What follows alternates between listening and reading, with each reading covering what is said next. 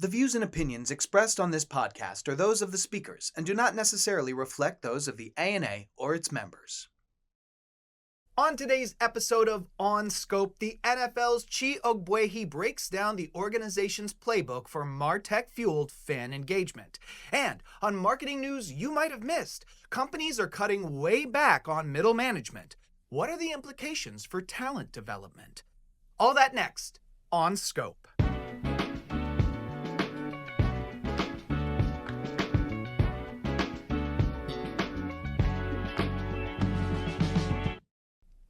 Blue 42, Blue 42, check, Alabama, hut. Welcome to another episode of On Scope, the marketing podcast brought to you by the ANA and powered by Odyssey, a leading audio streaming platform. You can get your favorite podcasts, your favorite music, your favorite entertainment, especially if that includes sports, on the Odyssey app. I am your host, Mike Berberich, and with me, as always, the intrepid producer of On Scope, Ryan Dinger. Ryan, you may have noticed I'm a bit excited today. Oh, that you can make that two of us, Mike. You know I'm a big football fan. I do. My favorite team begins their title defense tonight. I'm very excited, and we have the perfect guest in studio to kick off the whole thing. What a day. I don't know how we keep doing this, but to have the person who orchestrated the NFL's Martech revolution here on kickoff day? Yeah, it's exciting. It's very crazy. Exciting. But, lest we get ahead of ourselves. Don't want to have a false start. Ooh! That was good. That was very good. That was just off the cuff there. Oh, magic. Magic in the making. But I have this sneaking suspicion, this weird feeling, that Ryan, you might have some marketing news that we might have missed. Well, Mike, your suspicion is right as always. We've got a story to talk about today from the Wall Street Journal, and I got to tell you, for as excited as we are about what's coming in this episode, some not so great news coming out of the old Wall Street Journal this week. Gotcha. Here's the headline for you. Your boss doesn't have time to talk to you. No. Amazon wants bigger teams, Bank of America is flattening, corporate America is shedding managers, and the workplace is changing radically. And from the story, need a minute with your boss? Good luck. Managers are overseeing more people as companies large and small gut layers of middle managers in the name of cutting bloat and creating nimbler yet larger teams. Bosses who survived the cuts now oversee roughly triple the people they did almost a decade ago, according to data from research and advisory firm Gartner. There was one manager for every 5 employees in 2017. That median ratio increased to one manager for every 15 employees by 2023, and it appears to be growing further today, Gartner says. Google recently said it cut 35% of its managers of small teams following a restructuring. Amazon, one of the U.S.'s largest employers, told investors earlier this year that it is working to increase the ratio of employees to managers. Many other employers want to flatten hierarchies. Intel eliminated 50% of its management layers. Estee Lauder and dating app operator Match Group said they had each cut around 20% of their managers. Citi, Bank of America, and United Parcel Service cut management tiers or supervisors in recent years too. The result is that the workplace is changing radically as the relationship between bosses and employees undergoes a dramatic shift. So, Mike, more employees, fewer managers. What do you think? Okay, let me give the benefit of the doubt. Okay. A little bit. I am not surprised that there would be bureaucratic bloat, especially at big companies. 100% of that. This is, again, I do this every other episode, so I don't care anymore. I'm dating myself. But you think back to the movie Office Space. Yes. There's a specific conversation that kind of ends up in like, well, what would you say you do here, Bob? So, I understand that there are probably opportunities to tighten up, especially, like I said, in big corporations. But 20%, 35%, 50%? Yeah, those are eye-popping. That doesn't sound like optimization in a real true sense of the word. That sounds like, frankly, the leadership of today is kind of pulling the ladder up. Yeah. For the leadership of tomorrow. Like, this kind of reminds me of when we started packing the public schools with 30, 40 kids in one class. You could be the best teacher who's ever taught. If you have to manage 40 people inside of a 35, 40-minute period, that is just not going to be the depth of quality to really develop like scholars of the future. Yeah. So like, where are your leaders of tomorrow coming from? Who are they emulating? Who are they getting mentored by? Like, that is your responsibility. If you're a leader today, that is part of your responsibility. I know it's the one you can shirk the easiest, but that is absolutely part of your responsibility. I just don't see this working out for anybody but the P&L sheet. And if that's the sole benefactor of something, it's probably not a good idea. Sue me. Like, sorry. Yeah. One of the things that is probably not discussed enough about like AI and what's happening with that technology is its ability to eliminate some of the administrative tasks of higher ranking leaders, and it sounds like perhaps like cutting back on middle management to me is strange, because now you're cutting back on the individuals who are dealing with the human beings, right? Like a CEO isn't dealing with low and middle tier employees all that often, whereas like a middle manager, that's the face-to-face human connection that you have. So I think that's kind of interesting, right? It's sort of another area where human contact is being minimized to a degree, and we'll talk about that a little bit more, but I wanted to share a little bit more from the story first. Please. So story goes on to say, harried managers need new strategies to run ever larger teams and keep up with an ever-expanding list of duties. Many employees say they need to talk up their accomplishments because the boss is too busy to notice, and they have just a few minutes to do it. And both sides agree only high-performing self-starters thrive. Managers, meanwhile, say they worry they're unable to guide employees, let alone stand in as a career coach, mentor, or productivity nudge. There isn't time. Want career guidance? Talk with a more senior peer. Well, that's a good one. If you want career guidance, you can't talk to your direct manager. Maybe the CFO can help you out. Exactly. He or she's going to make time for that. Who are you again? Yeah, come in my office. I've got an hour. Like, no. So both sides are sort of agreeing that this isn't great. The employees are telling you they're spending more time focusing on highlighting their accomplishments. That's time that could be spent on things that are actually helping drive the company forward, right? Like productivity on tasks that actually matter versus marketing yourself, which I'm not saying isn't important, but you'd prefer that the work just speaks for itself and you can, go through the year and into your review with confidence that I did all this work. It's going to be rewarded. Now you need to sort of point it out to the managers who are also saying they don't even have time to talk you through how you may advance your career, right? And I was saying before about the minimalization of employee contact, right? Like face-to-face human contact.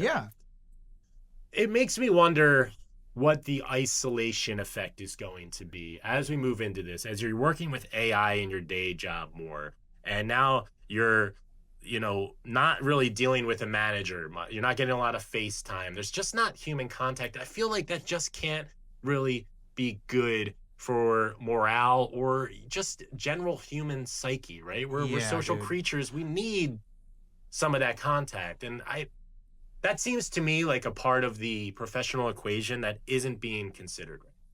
1,000%. And I'm actually glad you brought up AI. I know it's inescapable. It gets into most of our conversation, but I'm glad you brought it up now, because I had a thought of like, if you're not available for your employees, they might start talking to the LLMs about, I'm sincerely. The rise of people using them as talk therapists has been quite substantial. Like, so now you're ceding control of legitimately like the human elements of leadership to a consensus-driven robot that you don't own. So like, I'm just so proud of the body of work we've been building with OnScope. We had a great conversation with WeFirst's Simon Mannering, and we touch on a lot of what it really means to be a leader in 2025.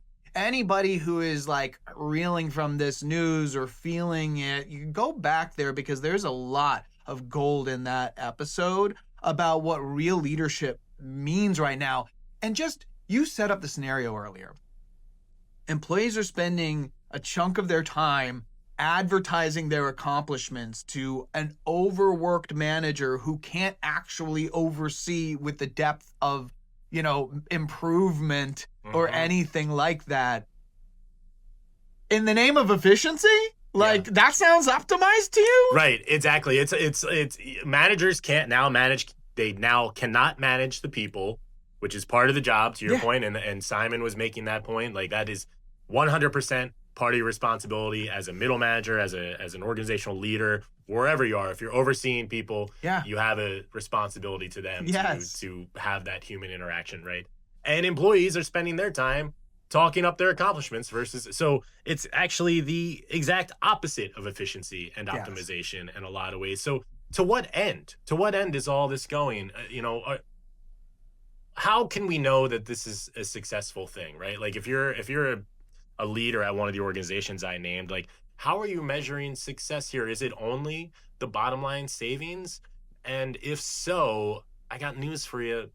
It's a short-term strategy. Those don't actually work out so well in the long term. That's what we've been learning as we've gone through this first season of the podcast. Indeed. Is short-termism not really the best long-term plan. That ain't it.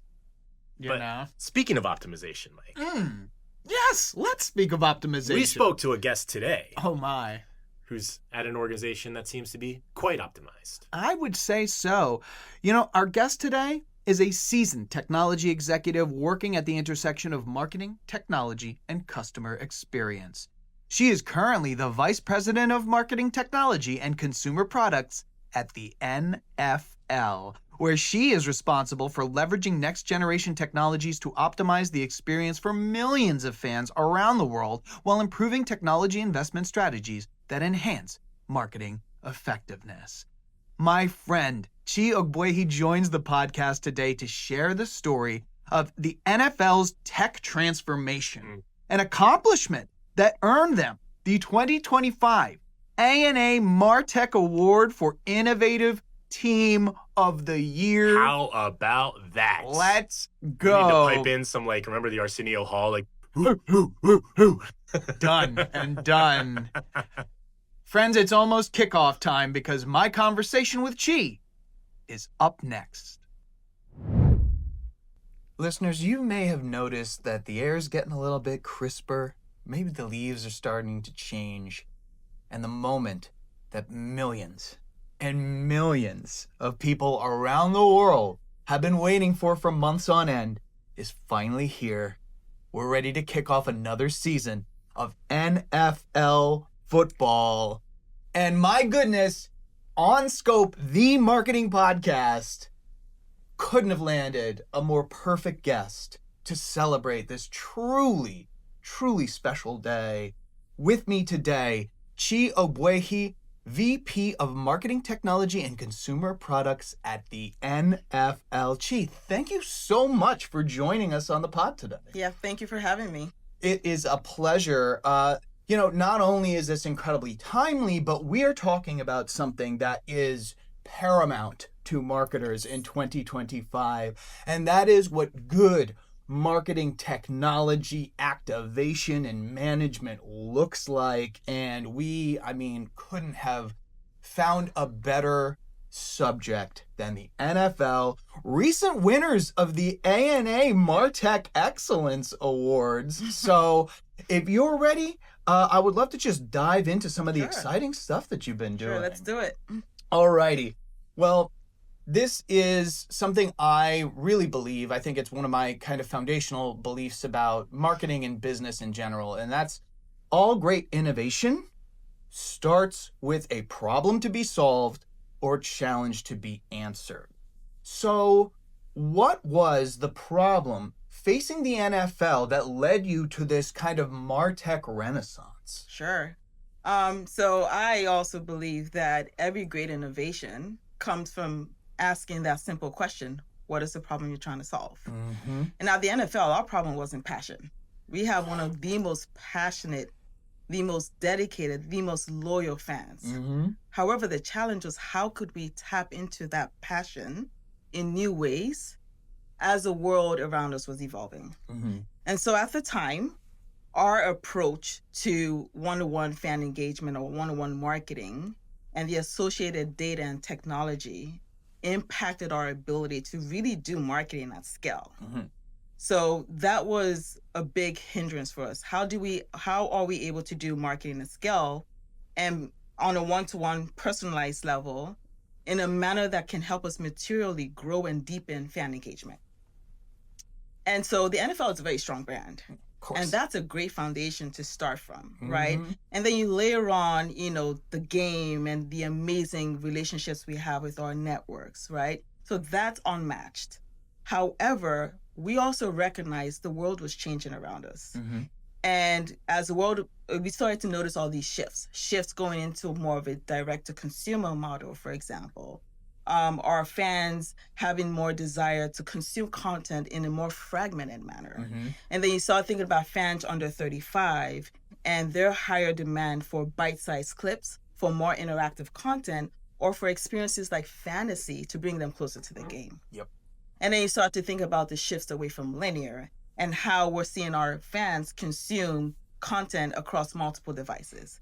And so it became clear that we needed to augment the strength of our brand and invest in new capabilities that will actually allow us to meet our fans where they are and keep them deeply engaged. Keep them deeply engaged by actually providing more personalized, timely, relevant content. So that was one of the things we were trying to solve for. And here's the catch. At that point in time, our digital ecosystem was highly fragmented. So we had the league and 32 clubs operating as more of 33 different entities, operating in different silos, different data standards, different tools. And why this was a challenge was because it hindered our ability to see the full universe of our fan. Because, we had fragmented data and everything. So we could not see the full universe of our fan and therefore did not know how to serve them better. But the good news is that with every challenge comes an opportunity. And so given fandom being stronger than ever, it gave us the opportunity to start to reimagine how we can leverage MarTech capabilities in a manner that lets us fuel the next era of fan engagement. And so when we thought about that, we also realized that our traditional campaign-based marketing wasn't sufficient in a digital-first era, where our fans are expecting more timely, highly personalized communication. So we just needed to evolve from a digital perspective. And so that's the journey that we embarked on. And I'll call out that this was just not a technology initiative. It was part of a broader transformation initiative that included multiple work streams. We actually kind of structured our transformation initiative around 4 key pillars. One of it was around data and data standards, really thinking about how do we ensure compliance? How do we actually set some of those rules and best practices around data management? And then there was consent and privacy, where the team and the committee, so we had committees and subcommittees as well, where the team and the committee working within the privacy and work stream came together and kind of laid out how we would handle our approach to consent management to ensure that we remain compliant in this ever-evolving, regulatory compliance landscape.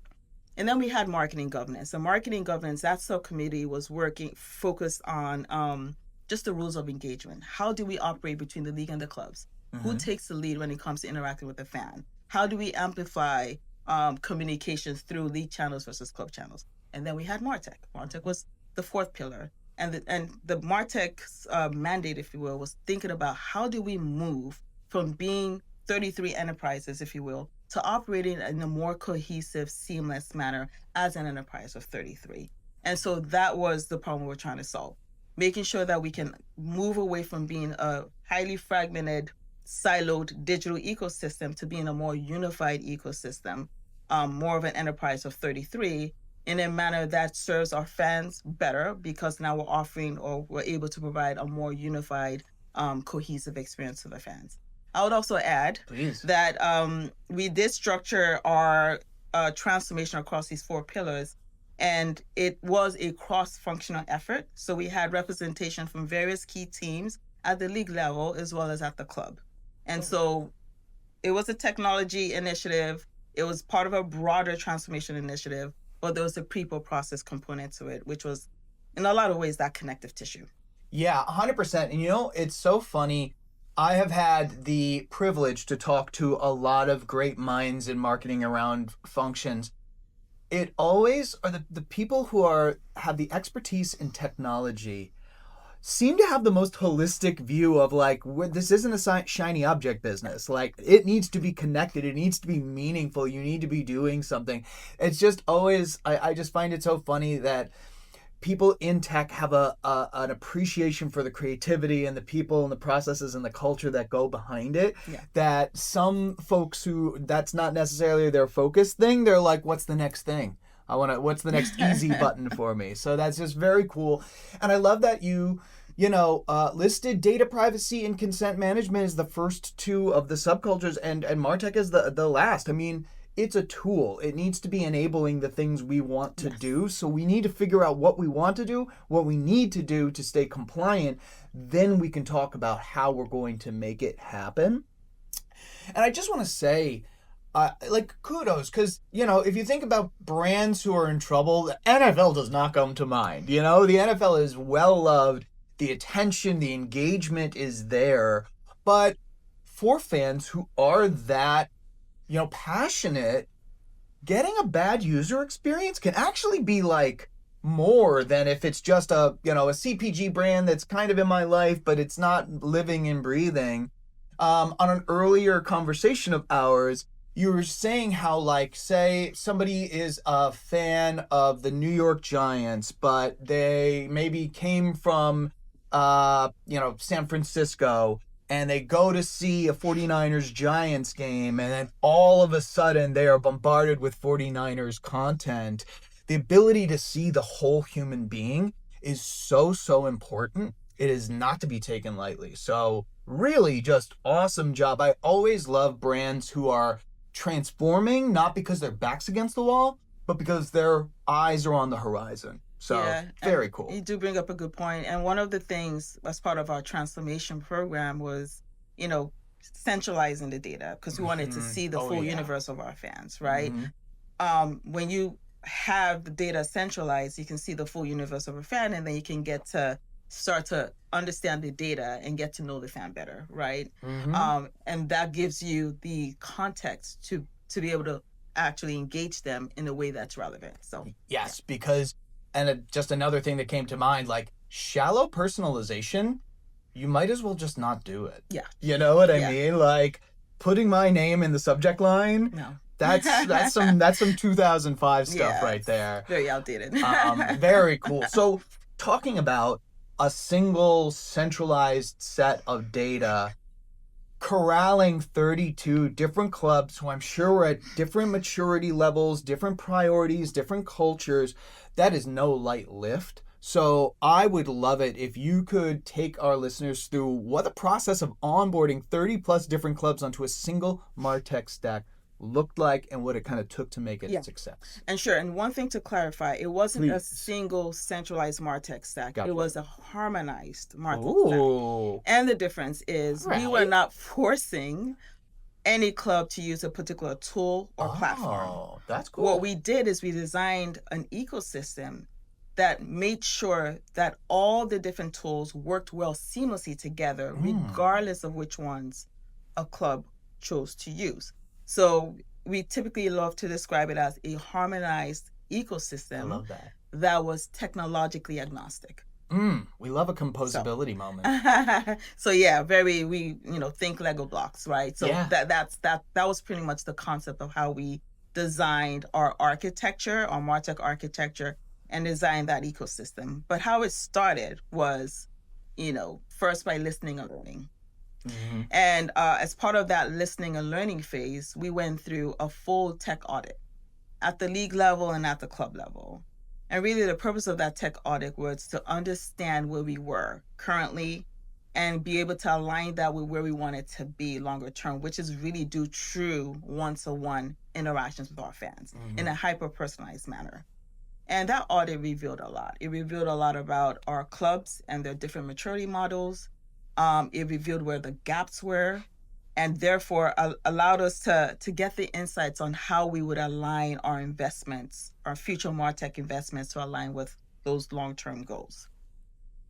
So again, listening and learning, did the full audit, understood where the gaps were, understood where the opportunities were, and used that to craft this harmonized ecosystem that allowed clubs. So it was a harmonized ecosystem that was flexible enough to empower autonomy at the club level, but standardized enough to also empower us to unlock scale where we could unlock scale. So that was kind of what we went through. We first laid down the foundation at the league level, set up the MarTech stack, laid out the foundation at the league level, and then the next step was actually to onboard clubs. We started with 6 pilot clubs.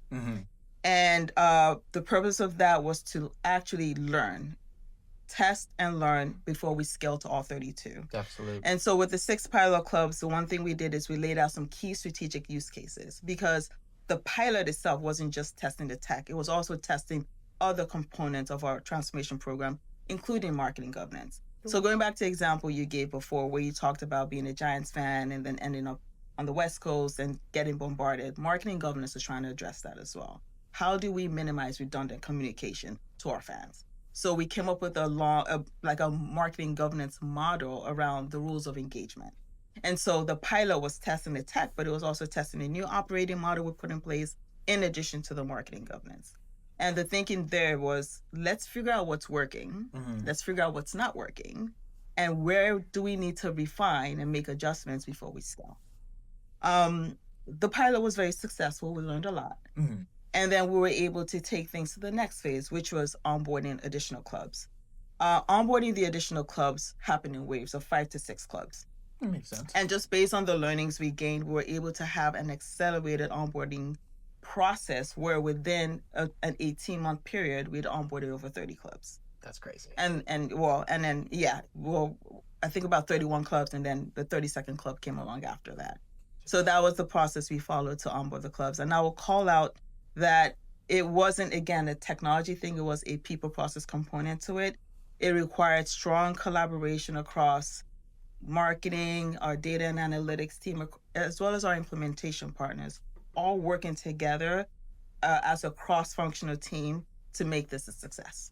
That is awesome. Can I ask, was there the first 6 teams, the first 5 or 6 teams that were kind of the pilot thing, were you looking for, the most technologically mature clubs? Were you looking to clubs with culture of leaning in, or was it kind of we want a little bit of each? Gotcha. So it was a selection criteria. And we have clubs that have multiple lines of businesses that they support outside of football. We have clubs that focus mainly on football lines of businesses. We have clubs of different maturity levels. So we did put together a selection criteria, and based on that came up with the 6. But it was just like a mixed bag because we really wanted to test out in a variety of ways. Exactly. You don't want the 6 easiest, lowest hanging fruits and then go figure that out. So very, very cool.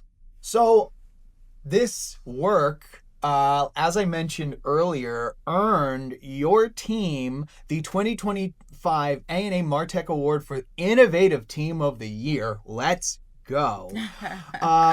I was privy to some of the results. ANA members can go look at the case study and get a little bit more of a detail, but I'm just going to say for the episode, for an organization with such a sizable existing fan base, the new fan acquisition numbers were staggering. It kind of reminds me of when Coke did the put your name on a thing and then actually had a double-digit unit movement for the first time in 4 decades. It was really that level of impressive results.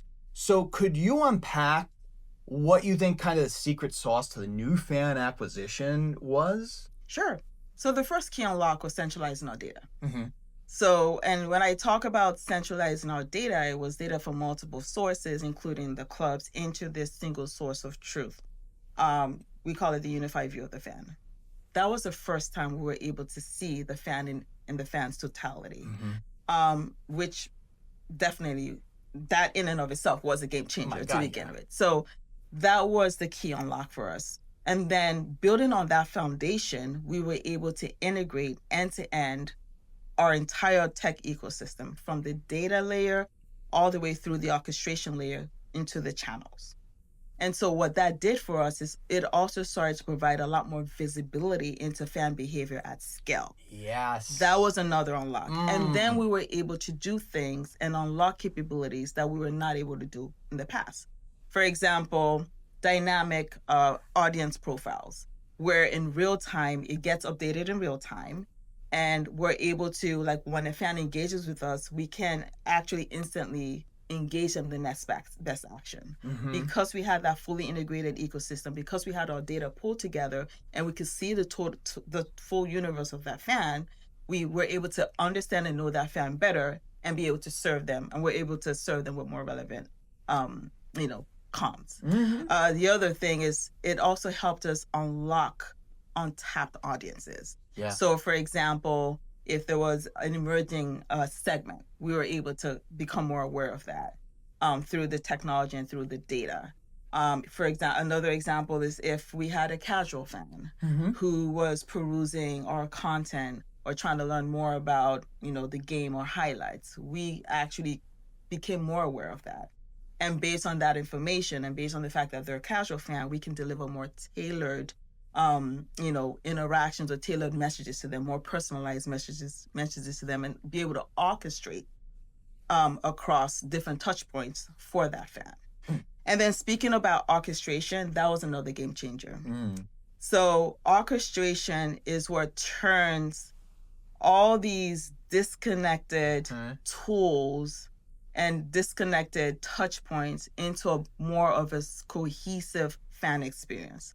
Without it, you could have amazing data, you can have great content, you can have great touch points or channels, but they all are operating in a siloed manner.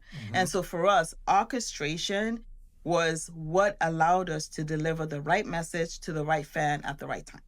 That is so important.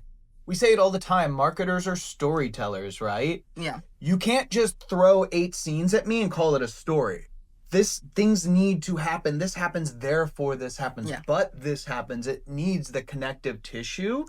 And I just love the idea, we talk about getting to know your customers in terms of deepening engagement, but you're also creating personas at the same time, and I love the idea about an emerging fan group or fan segment that you can immediately get a very detailed view of, where I'm sure that you would have needed that to kind of bubble to the top and aggregate in in the past and not allow you to fully capitalize on that. So super cool.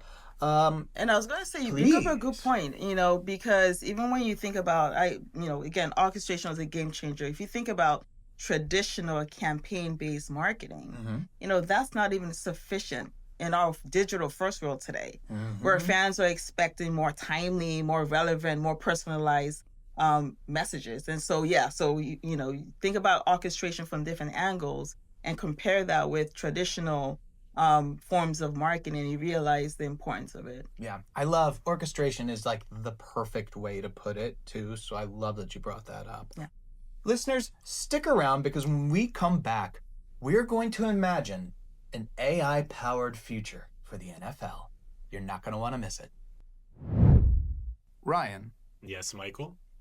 Do you know what one of my favorite parts of being the host of OnScope, the marketing podcast, is? No, but I have a feeling you're going to tell me. I am. It's the opportunity to sit down with folks who have mastered their crafts and can speak so masterfully about their learnings and how they've mastered the various functions that make our industry tick. It's almost like I'm in the presence of what's a word for it? Master. Yeah, you keep using that word. What word? Master. Oh, you know what that reminds me of? What's that? the Masters of Marketing. Oh, of course. ANA's Yes. crown jewel, the biggest week in marketing. Yeah, It's coming up. it is. It's not too far now. Yeah, this is around the time where if I were a marketer who Mhm. wanted to convene with some of the biggest brands in the world, I'm talking like P&G, Yeah. talking like Pepsi, Yeah. talking like LVMH, Mm-hmm. talking like Adobe, Meta, Crazy. everybody. Some of the brightest minds at the biggest brands in our industry. Absolutely. If I wanted to be among the masters of marketing, Mm-hmm. I think I would start setting my plans up to be in Orlando, Florida from October 21st to October 24th, 2025. Yeah, I mean, you can attend virtually if you want to. That's an option. I don't Absolutely. want to put people out who would like to attend No, virtually, yeah. but you and I have both been to Masters, and they do a masterful job of Mhm. throwing a great event. There are insane marketing insights from some of the big brands that you just named. Yep. There's great entertainment. Oh my goodness. There's networking opportunities like Yep. you wouldn't believe. Mhm. It is truly the event of the year Yes. in the marketing industry. Yep. For our fans out there of alliteration, catch the magic of Masters of Marketing. Yes, exactly. You want to let the fans know where they can find out more? More than anything in my entire life, Yeah, Ryan. please do. Listeners, if you want to take part in the magic, and trust me you do, head on over to ana.net/2025 Masters. That's ana.net/2025 Masters. And now, back to our show. You know, you could say that was a masterful ad read. I don't get the reference. Listeners, we are back. This is On Scope, the marketing podcast, and it is NFL Kickoff Day. And with me, my guest, Ogbuehi, VP of Marketing Technology and Consumer Products at the NFL, the 2025 ANA Martech Award for Innovative Team of the Year.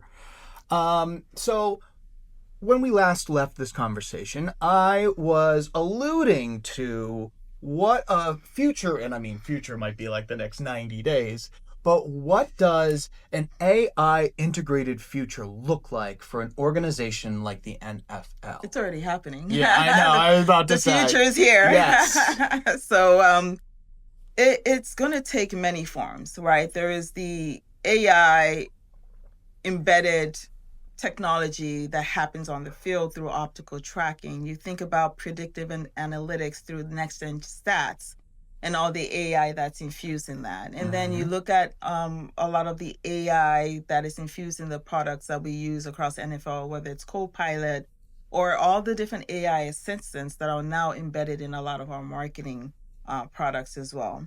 And just overall, AI is driving efficiencies.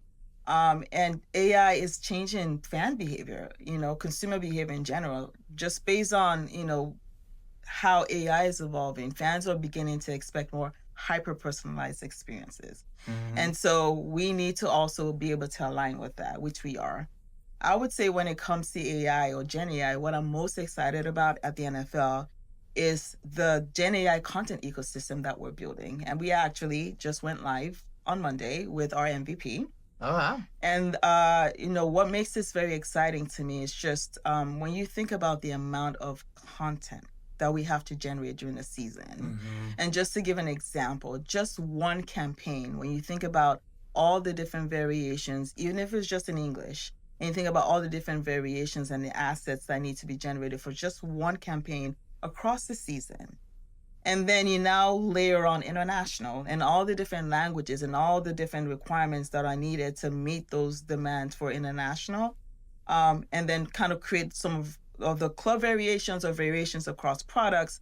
And you can easily find yourself just for one campaign creating north of like over hundreds of thousands of assets. That's just for one campaign. One and campaign. then you multiply that by additional campaigns throughout the season. And again, it's in the hundreds of thousands, if not millions. I was about to say that gets up to millions quick. It adds up really quickly. And these are being done by people. Mm-hmm. And as we expand internationally and the demand to deliver value at the speed of need, whether it's in terms of access or what have you, continues to climb, we need to look for ways to drive efficiencies and be able to produce more quickly.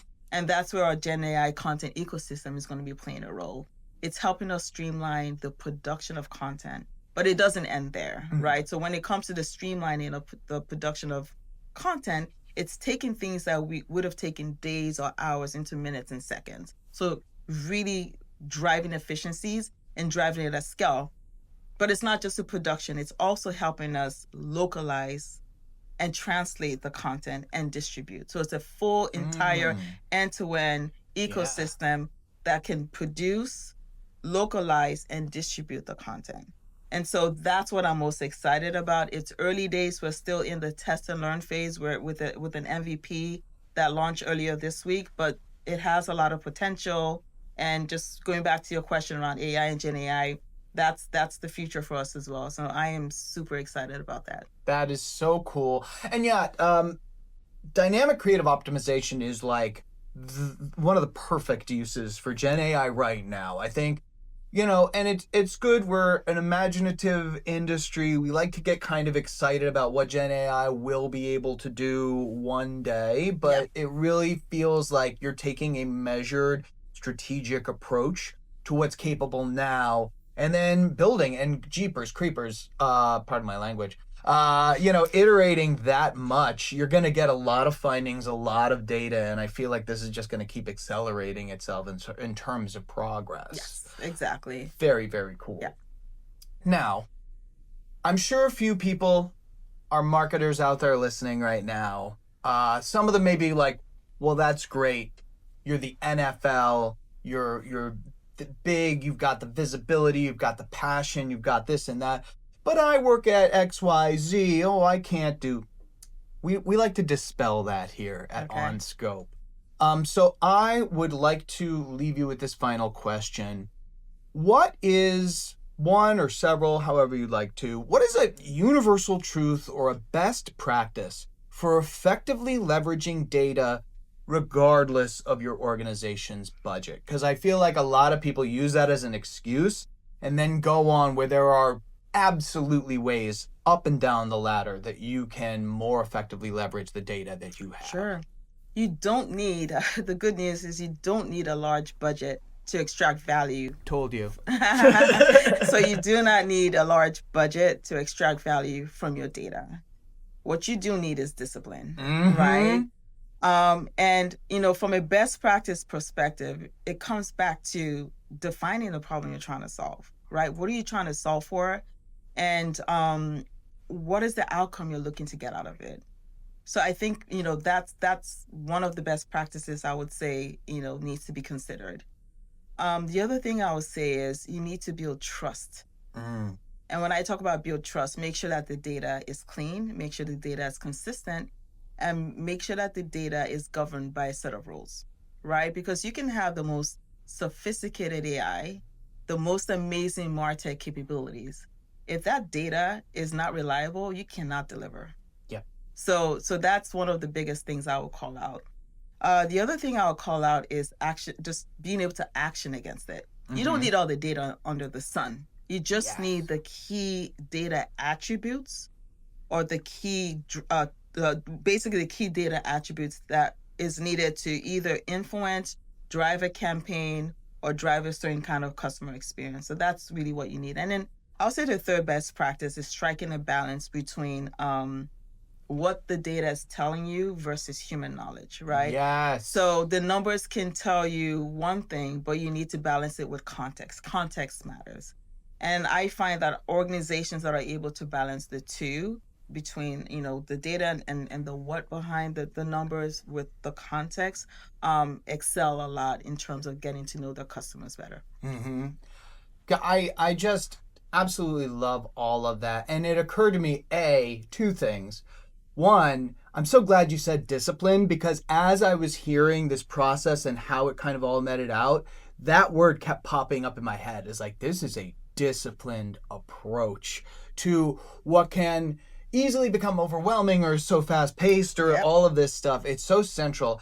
And the other thing that I just truly appreciate is we barely talked about platforms and the wiring and the this and the that. We talked about objectives and strategies and the consumer and what we needed to solve. And I think that that is just such a great example for all of the marketers out there who are trying to make sense of the tech. Tech almost comes last. What are you trying to accomplish? What are the problems you have now? Then you will find the thing that fits, the thing that's going to solve your problem. Yeah. Chi, this was just an absolute pleasure. Thank you so much for being a guest on Scope. Thanks for having me. Here we are again, my friends, at the end of another episode of On Scope, the marketing podcast. Final score, I think this is a big win for marketers everywhere. I want to thank my guest, Chi Ogbuehi from the NFL, for breaking down, which really sounds like a Herculean task and an incredible effort to get 32 different clubs and the league itself on the same page when it comes to MarTech. As a reminder, if you have a topic or guest that you'd like to see on a future episode, shoot us a note. We'd love to hear from you. That email, onscope@ana.net. And last but not least, here is your moment of marketing meditation. Take a deep breath, relax your shoulders, and consider the following from Vince Lombardi. Individual commitment to a group effort. That is what makes a team work, a company work, a society work, a civilization work. Think on that, and I'll see you next week.